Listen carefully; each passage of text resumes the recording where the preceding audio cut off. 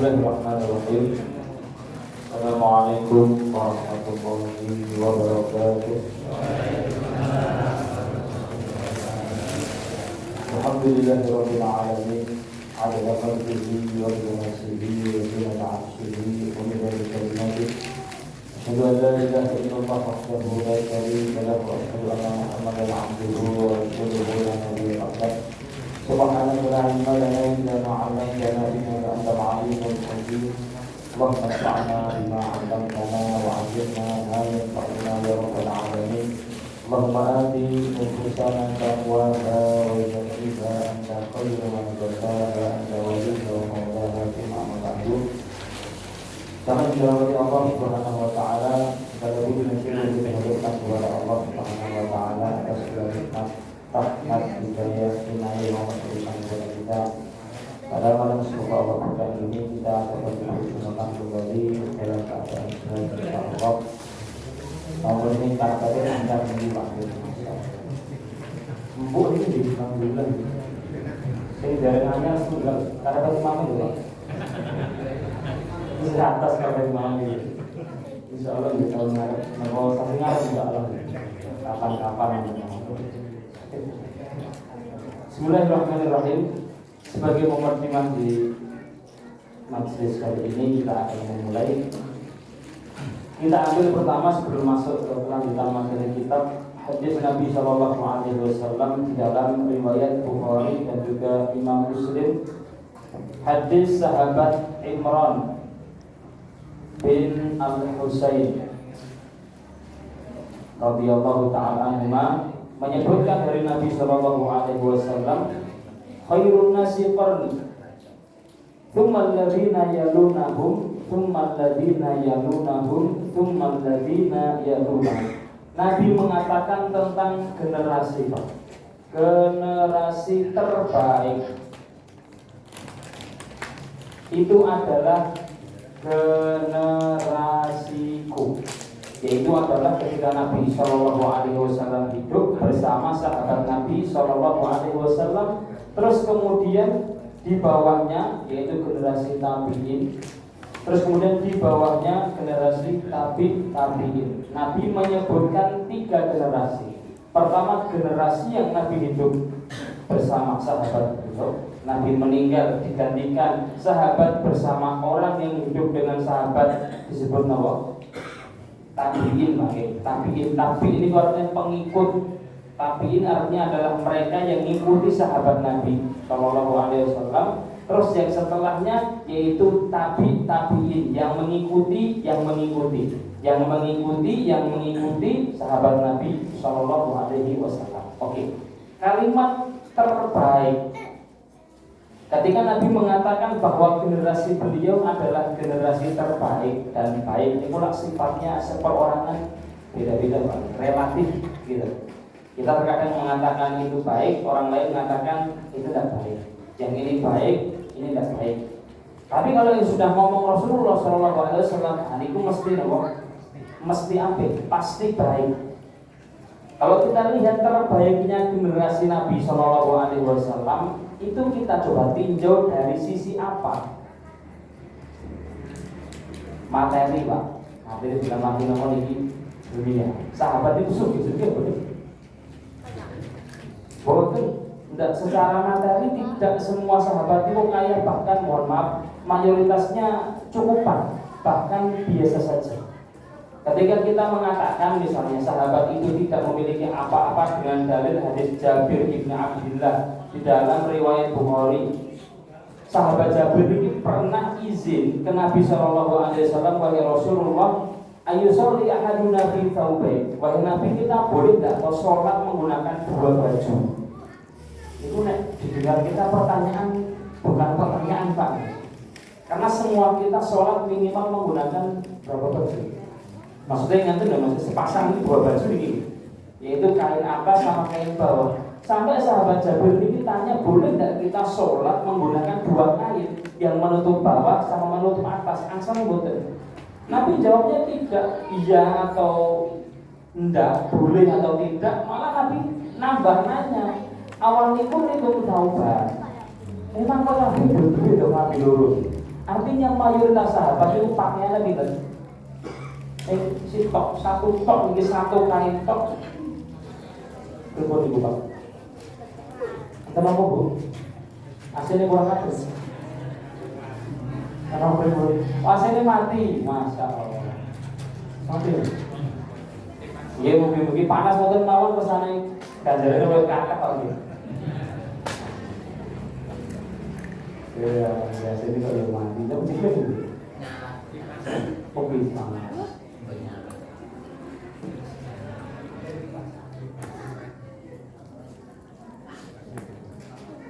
Oke, lanjut ya. Cukup di waktu. Apa cukup ya lah. Jadi oke. Maksudnya adalah ketika dikatakan terbaiknya itu dari sisi materi ternyata kurang tepat. Karena mayoritas sahabat Nabi SAW, mayoritas tidak semua bangkit, itu memiliki satu pakaian. Artinya kalau segenerasi dikatakan terbaik karena mohon maaf ekonominya itu naik, semuanya merata, artinya kaya, terus dikatakan terbaik, kok tidak sesuai dengan hadis Nabi SAW.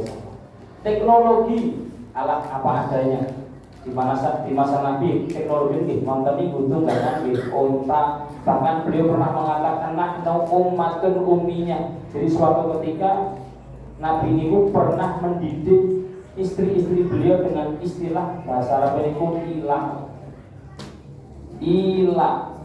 ini adalah salah satu syariat yang membolehkan suami mendidik istri dengan mohon maaf caranya adalah bersumpah untuk tidak mendekati istri. Nabi ketika itu pernah melakukan demikian, bersumpah untuk tidak mendekati semua istrinya, tidak megang maksudnya.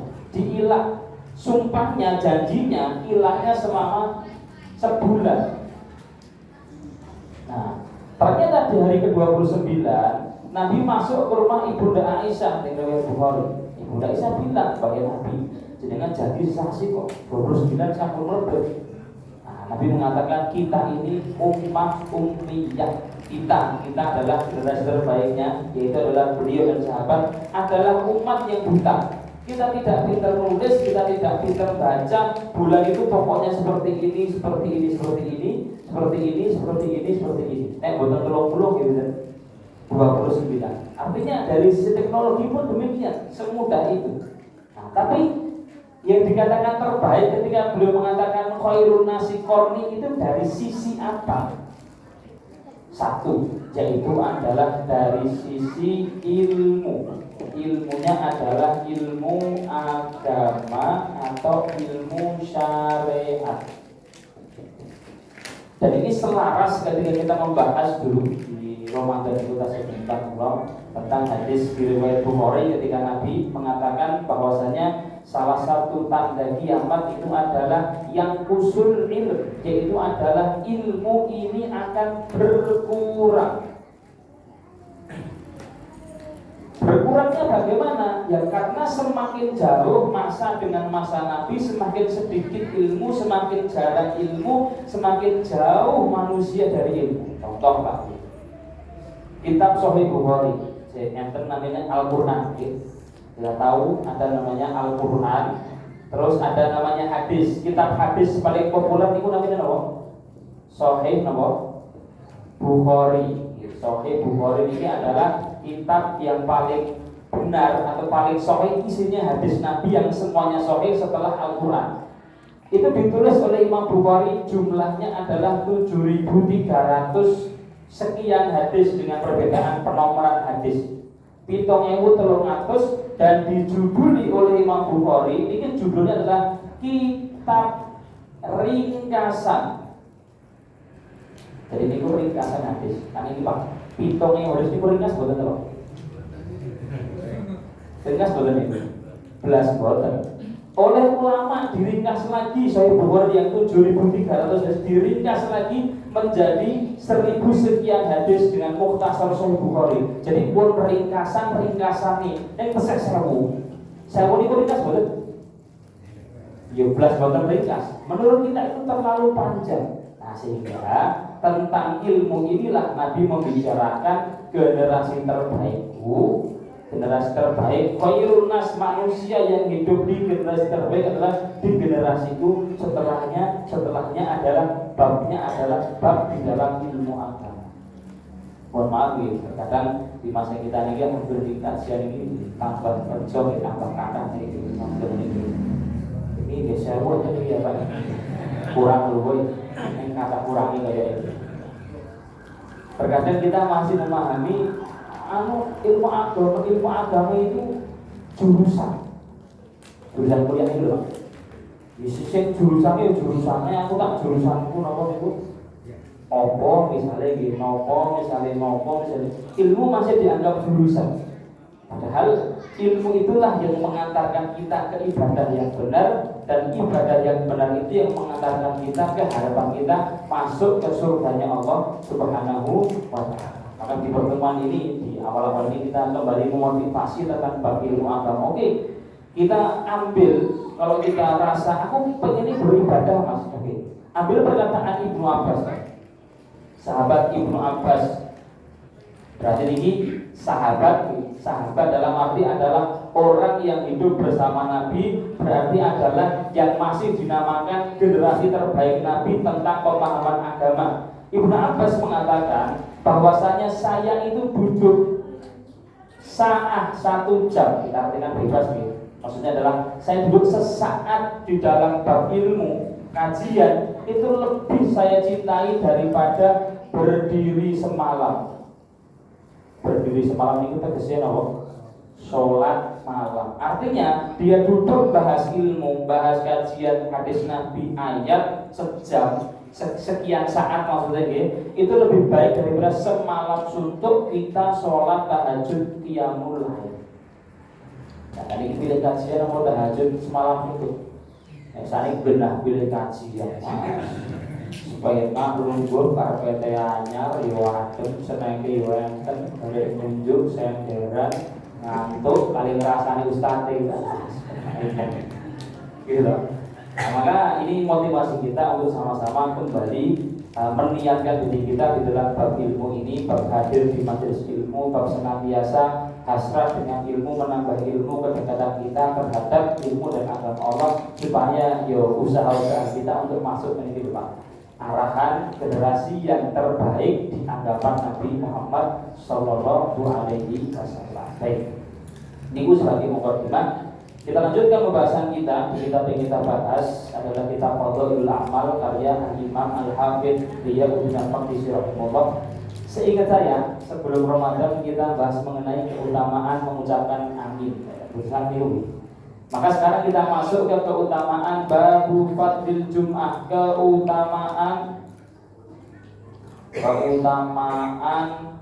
hari Jumat, Terus kemudian tentang bab berjalan ke Jumat. Terus tentang bab jam, sa'ah, yang itu adalah diijabahi doa di dalamnya. As-wasa'atul lati fiha, jam di dalamnya. Jam ini maksudnya adalah waktu yang mustajab yang digunakan untuk berdoa di hari Jumat. Baik. Moga Pak tunjuk Pak.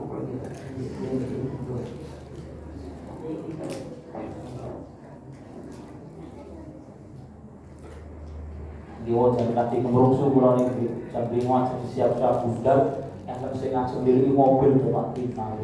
Wah, Simon Polokola gitu. Baik. Bismillahirrahmanirrahim. Tentang keutamaan Jumat, kita bahas dulu mengenai Jumat. Dan di sini nanti beliau akan menyebutkan beberapa hadis yang berkenaan tentang keutamaan hari Jumat. Hari Jumat ini adalah pertama hari yang dipilih oleh Allah Subhanahu wa Ta'ala untuk umat Islam lewat lisan Nabi SAW ketika mereka berbeda pendapat. Mereka ini adalah Yahudi Nasrani tentang hari yang dimuliakan atau yang istimewa. Orang Yahudi mengatakan istimewanya hari apa? Sabtu. Maka mereka beristilah Sabat. Hari Sabtu ini hari kosong, hari berhenti bekerja dan seterusnya. Orang Nasrani milih hari yang istimewa, hari apa? Hari Minggu. Makanya ada libur minggu niku pripun niku? Yo saya mawon nggih, libur mulai sekadung minggu libur. Mereka menganggap hari Minggu ini hari yang istimewa. Nah, Allah memilih untuk umat Islam lewat lisan Nabi Muhammad SAW, dari nanti kita bahas hari yang mulia selama seminggu adalah pada hari Jumat.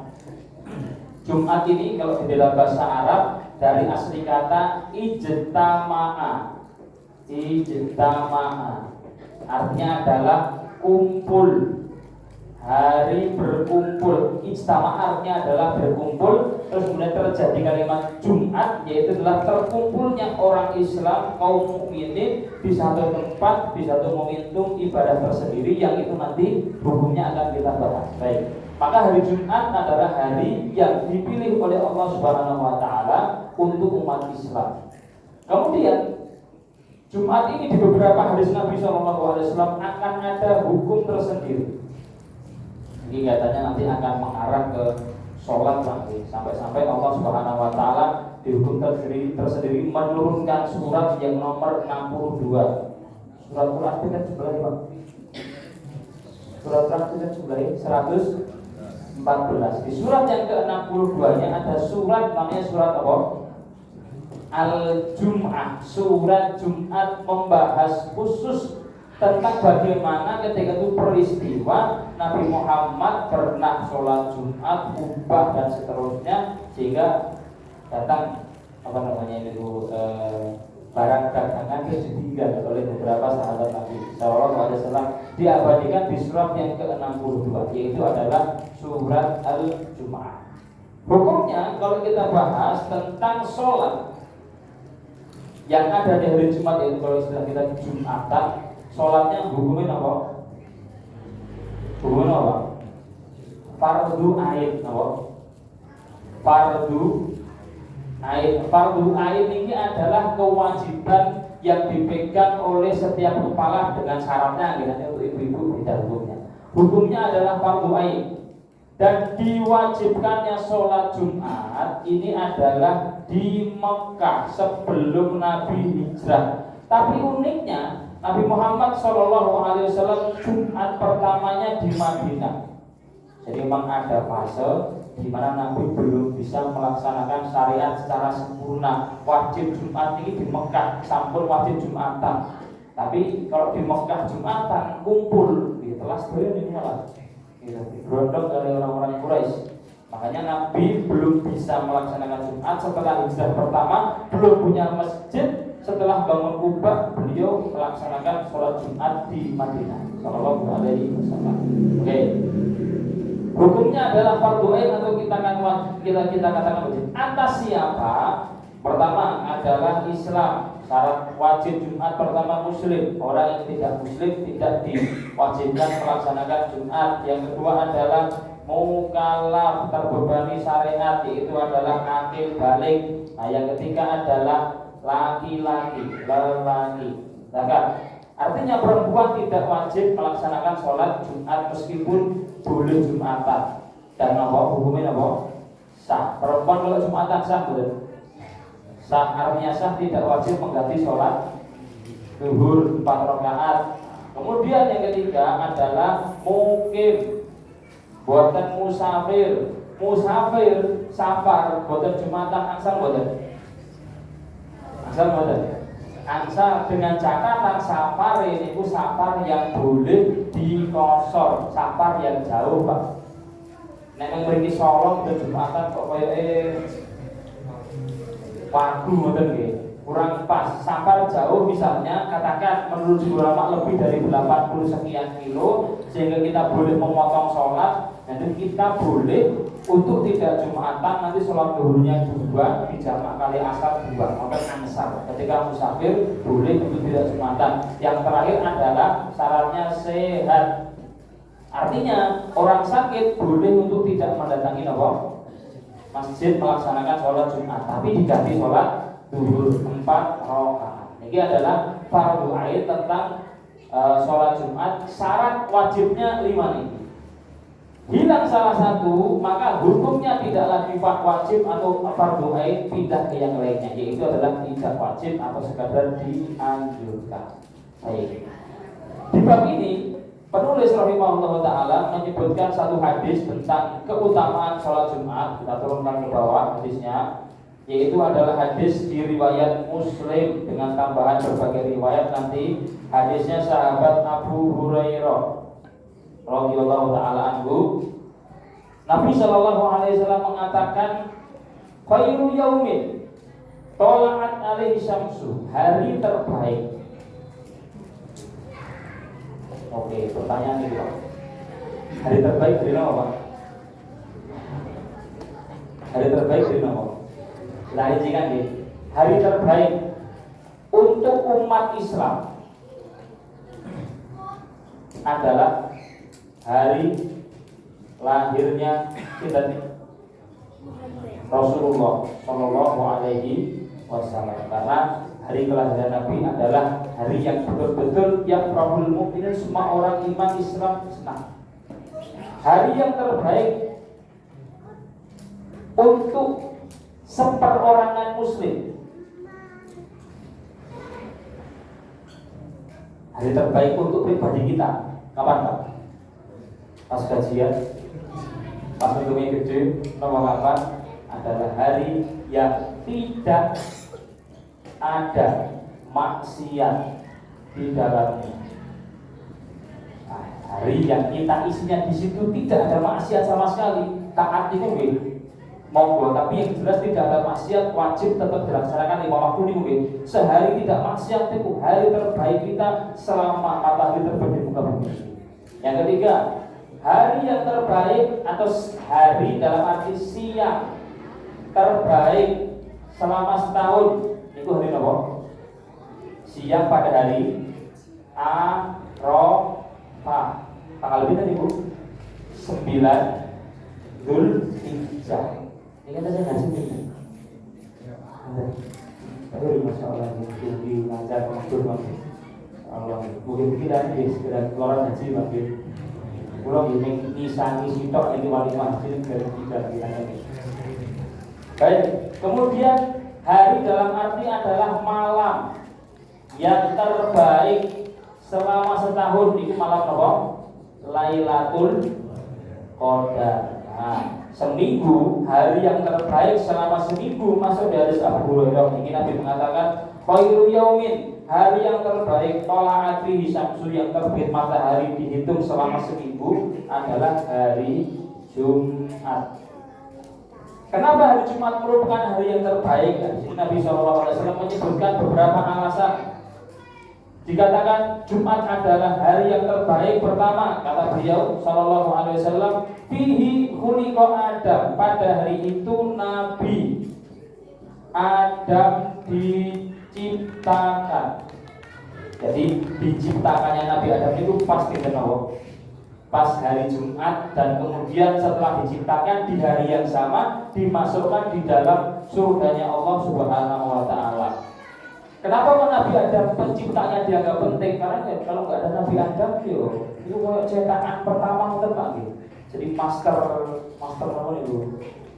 Master cetakan ini begitu Nabi Adam, dengannya kemudian kita semua ada karena Adam. Sehingga kata ulama, ketika Nabi mengatakan hari Jumat adalah hari yang mulia karena di dalamnya ada penciptaan Adam, karena dengan Adam itu semua nabi-nabi ada, orang soleh ada, orang baik ada, gara-gara ciptaan Allah yang pertama yaitu adalah Nabi Adam. Di riwayat Tirmidzi kita jelaskan ini bahwasanya penciptaan Adam ini Allah menciptakannya di hari Jumat dengan Allah mengambil 7 tanah. Qabdatan minal ardi, Allah menggenggam 7 tanah dari segala penjuru bumi dengan model yang berbeda-beda.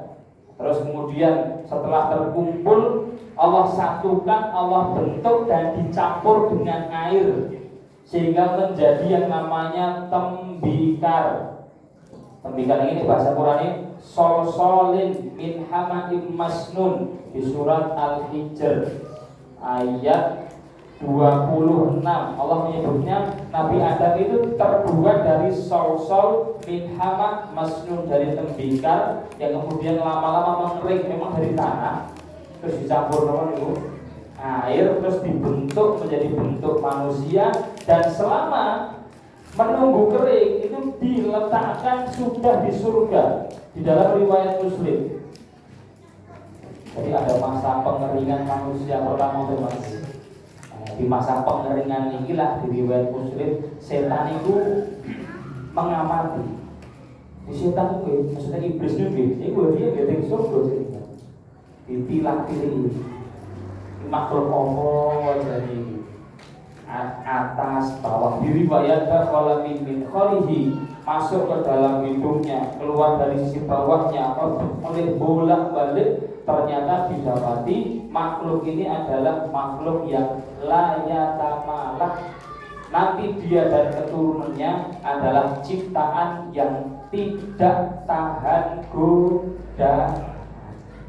Dia digoda ini goyang bener. Ya, kadang-kadang gitu. Kadang goyang, kadang buatan gitu. Nek duit situ ya ora patene akeh ya rada-rada goyang. Nah, dari situlah ketika Iblis mengetahui Adam ini adalah tidak tahan godaan, setelahnya digoda dengan buah yang dia belum pernah mendengarnya, namanya sifat kekal karena ada manusia pertama. Sebelumnya tidak ada manusia, maka ketika digoda dengan kekal ya rada tergoda dan itu sah-sah saja. Nah, Nabi mengatakan Adam diciptakan fihi khuliqa Adam. Sama, yang kedua adalah fihi udkhilal jannah. Di hari yang sama Adam dimasukkan surga. Jadi dimasukkannya surga Nabi Adam ini di hari Jumat yang sama dalam keadaan memang belum ditiupkan ruh, masih dalam keadaan nunggu kering itu loh. Nah, tapi sayang-sayangnya beliau juga dikeluarkan darinya di hari Jumat, dikeluarkan darinya. Jadi diturunkannya Adam setelah kemudian makan buah yang dilarang bersama ibunda Hawa, terus turun ke bumi dan diturunkannya itu pas hari Nawa.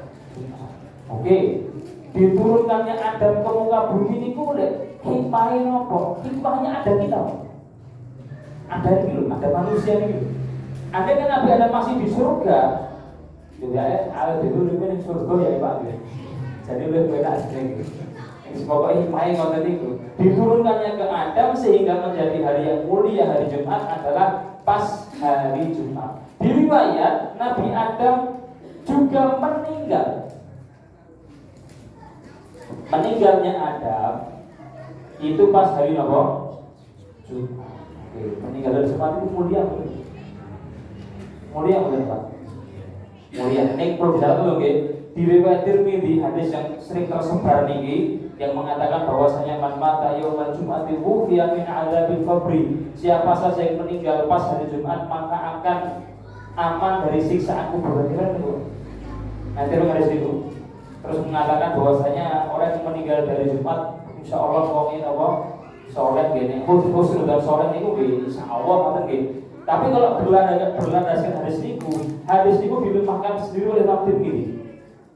Jadi beliau mengatakan hadis ini hadis yang tidak sahih. Ibnu Hajar mengatakan hadisnya lemah. Pokoknya hadis yang mengatakan bahwasanya yang meninggal dari Jumat itu akan selamat dari azab kubur, niku hadisnya lemah. Nyata-nyatanya Nabi Muhammad itu dinten apa?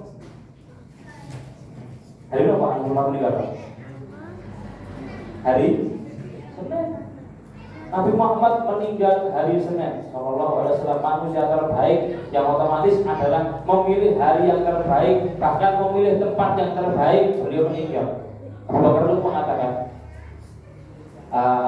ketika setelah beliau wafat itu, kemudian Nabi Muhammad itu wafat di hari Senin, dikuburkan hari apa?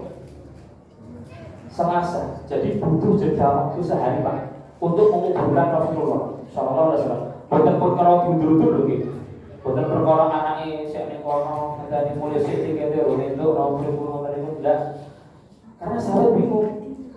Nek manusia biasa, ini pun dimandikan, dikafani seperti apa nggih? Iki masih sing meninggal sendiri. Rasulullah, asik dikafani. Wong ketika itu sahabat Anas mengatakan sahabat Anas mengatakan beliau Tirmidzi ketika Nabi itu datang ke Madinah, lamma qadima Rasulullah al-Madinah atau akul asyik. Nabi itu pertama kali datang ke Medan itu, beliau menyinari semua tempat keadaan, koyok-koyok semua bercahaya. Lama mata Rasulullah ketika Rasul itu wafat, itu adalah makul asyik. Kabeh itu Rasul-Rasul gelap peteng.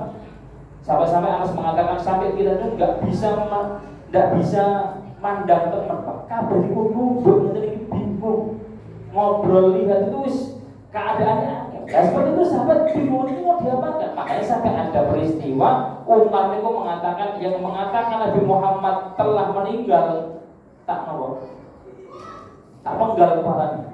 Umar sampai ngomong itu Nabi belum meninggal. Itu saking nopo nih. Yo, bukan nolak takdir Pak gitu. Tapi belum percaya kalau Nabi itu meninggal. Sampai Umar mengatakan kalau seandainya ada yang ngomong Nabi Muhammad meninggal tak paten sisa, malah sisa paten ini. Sampai datang kemudian sahabat Umar yang telah menyiapkan Jaisul Usra, sahabat Abu Bakar yang menyiapkan Jaisul Usra masuk terus membaca ayat innaka mayyitun wa innahum mayyitun. Karena Abu Bakar itu jauh, baru sampai ke rumah Ibunda Aisyah baru mengatakan wahai Nabi engkau itu meninggal dan mereka nabi-nabi juga meninggal. Nabi yang tidak meninggal cuma satu, Nabi sing derek, Nabi Isa. Yang lainnya meninggal semuanya. Salah satunya Rasulullah SAW. Nah, baru dikatakan terus repot lagi. Dibandingkannya bagaimana? Nabi dibandingkan Pak, tapi tidak dilepas bajunya. Jadi dibusi masih menggunakan apa ini?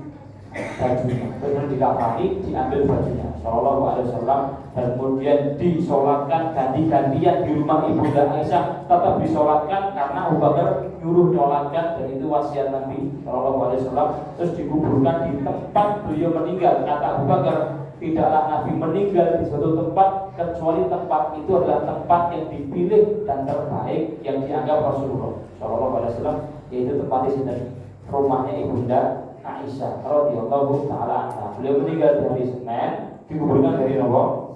Jadi bab meninggal di hari apapun itu, insya Allah saya ampun suzon Pak. Meninggal dari Minggu, wah supaya orang Nasrani, wah yang berobat ingin ngotot itu mungkin. Sebetulnya orang Yahudi, semuanya baik. Andai kata bertepatan dengan hari yang baik dan pas keadaan baik, puasa, mau pas umroh, mau pas haji, ya itu kita semua husnudzon, semoga menjadi tanda nomor husnul khotimah. Dan semoga kita berusaha untuk berdoa diwafatkan dalam keadaan husnul khotimah. Nabi mengatakan dari tentang hari Jumat adalah di dalamnya Nabi Adam diciptakan.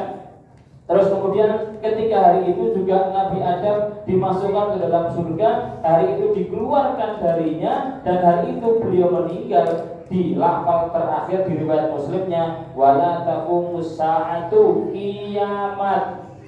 Kelak juga akan terjadi pada hari Jumat. Maksudnya adalah kiamat di tiupan pertama, tiupan sangkakala pertama. Ketika semua manusia akan mati tanpa terkecuali, tiupan pertamanya terjadi pas hari Jumat. Oke, kita bahas ini. Kenapa Nabi menyamakan kiamat ini dengan lahirnya Adam, masuk surga, turun. Saat ini kiamat itu saya betul. Kiamat itu saya betul.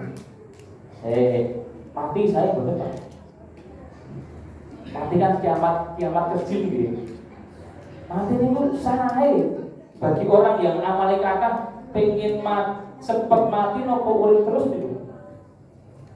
Ayo, mau dijawab apa gitu. Karena dengan mati dia akan mendapatkan kenikmatan yang tiada tara, balasan yang kaya dengan mati itu. Makanya Imam Al-Qurtubi menyebutkan kiamat ini disebutkan karena dengan adanya kiamat nanti akan ada balasan surga bagi orang-orang yang baik. Dan itu terjadi pas hari Jumat. Sehingga kiamat visinya adalah karena itu adalah balasan untuk kekekalan, maka dimasukkan dengan ciptanya Adam dan seterusnya. Oke.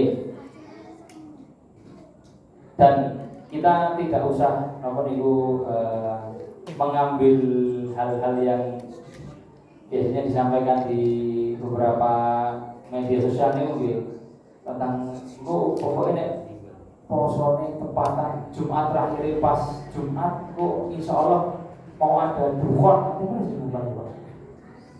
Mungkin ada dukhon itu ada kabut yang banyak, terus kemudian tiwas omanya dibel, tiwas nopo ternyata orang sido gitu. Tidak terjadi. Maka tidak usah risau dengan hal yang demikian. Yang jelas bahwasanya nanti Nabi mengatakan kiamat di tipan pertama akan terjadi pada hari Jumat dan tidak akan terjadi kiamat kecuali atas manusia yang paling buruk di atas muka bumi. Semua orang yang beriman sebelum kiamat tegak akan diambil oleh Allah nyawanya dengan tiupan angin yang tipis. Dari itu terus mati tanpa merasakan apa-apa. Dia yang teguh memegang la ilaha illallah Muhammadur Rasulullah, itulah yang seperti Nabi katakan, yang diriwayat Ibnu Majah, yang hidup di masa fitnah kalau kopi di ala jamroh Pak, seperti orang memegang apa ini bara api. Karena di waktu itu di akhir-akhir zaman sebelum kiamat Nabi menceritakan itu zina di mana-mana, di dalam-dalam itu zina tersebar di mana-mana, fahisyah tersebar di mana-mana. Endingnya azan tidak dikumandangkan sama sekali. Hatta la yuqal Allah sampai kalimat Allah itu boten tidak terdengar sama sekali. Oh, isine maksiat kok napa-napa Allah enggak akan berikan terjadilah. Nah, saat ini azan kesini alhamdulillah. Pokoknya azan kesini sama kesini apa? Kesini aman. Nah, pun boten azan dengan mengadzan piyambak. Orang yang menjaga apa? Imannya. Ayo, ditambahi di riwayat Abu Daud, saya tambahkan mriki, di hadis yang sama, hadis Abu Hurairah, di riwayat Muslim itu hanya sampai lafal dan tidaklah terjadi kiamat kecuali pada hari Jumat. Ini beliau penulis kitab menambahi riwayat di riwayat Abu Daud sama hadisnya hadis Abu Hurairah, dan di riwayat Tirmidzi menambahi salah satu amalan di hari Jumat. Beliau mengatakan, fa'aktirus sholata alayya, pas hari Jumat perbanyaklah. Perbanyak apa? Sholawat, bersolawat atas Nabi Muhammad Sallallahu Alaihi Wasallam. Ini ada yang unik dan hadisnya sahih diriwayat Tirmidzi sama Abu Daud. Fa inna sholatakum ma'rudatun alayya, karena sholawat kalian terpaparkan di hadapanku. Jadi kalau kita bahas sholawat ini adalah ibadah yang sangat mulia. Kalau kita bersholawat sekali, maka balasannya kita satu sholawat balasannya sedoso. Kita bersolawatnya adalah dengan mengucapkan Sallallahu Alaihi Wasallam atau apapun itu Pak. Allahumma sholli alaihi, terus mulai Allahumma sholli ala Muhammad. Pokoknya ada kalimat sholat ini, Sallallahu. Kalau salim kan apa? Allahumma sholli ala Muhammad wa ala Muhammad wa barik ala Ibrahim.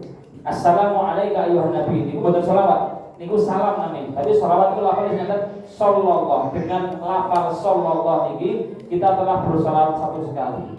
Kalau kita bersalawat sekali dibalas 10 oleh Allah Subhanahu wa taala. Dan ternyata sholawat yang balasan 10 dari Allah ini artinya adalah rahmah.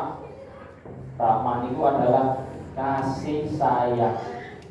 Maka memang salah satu ibadah amalan yang membuat mungkin kita pengen tenang, jiwa nyaman, salahnya bersolawat kepada Rasulullah Sallallahu Alaihi Wasallam. Pun jangan mampu untuk bersolawat ala Muhammad. Di balik dari yang itu akan datang 10 ketenangan dari Allah Subhanahu Wa Taala. Tetap ibadah, tetap baik. Cuma memang sayangnya masa kita ini akhir zaman apa? Solawat dicampuri macam-macam niku jane ya pripun nggih. Enggak pas. Akhirnya kita doakan tapi dijogeti niku. Kan sholawat itu doa to nggih. Doa untuk menurunkan ketenangan. Nek dibarengi joget kok koyoke asal iki jenengan nyuwun ning rencange kan joget kan tengah sore pun iki. Kira-kira pun bahasa ada berada boten niku lho Pak. Bukan pakai adab Nabi. Dan ini Nabi SAW kok joget.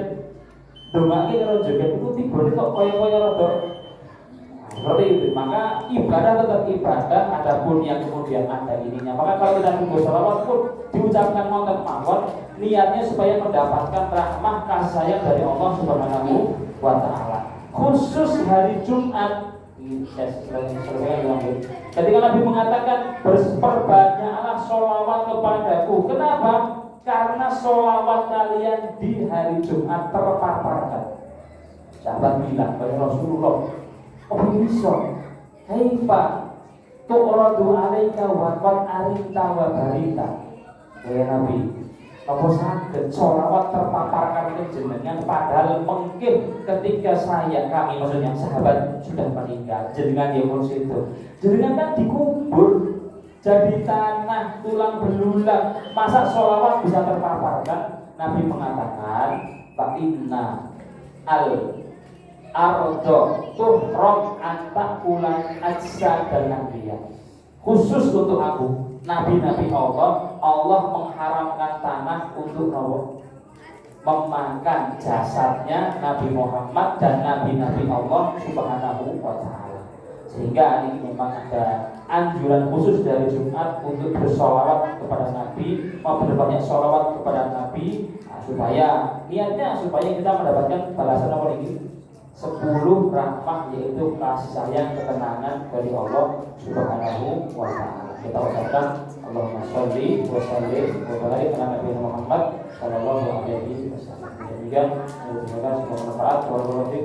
Assalamualaikum warahmatullahi wabarakatuh.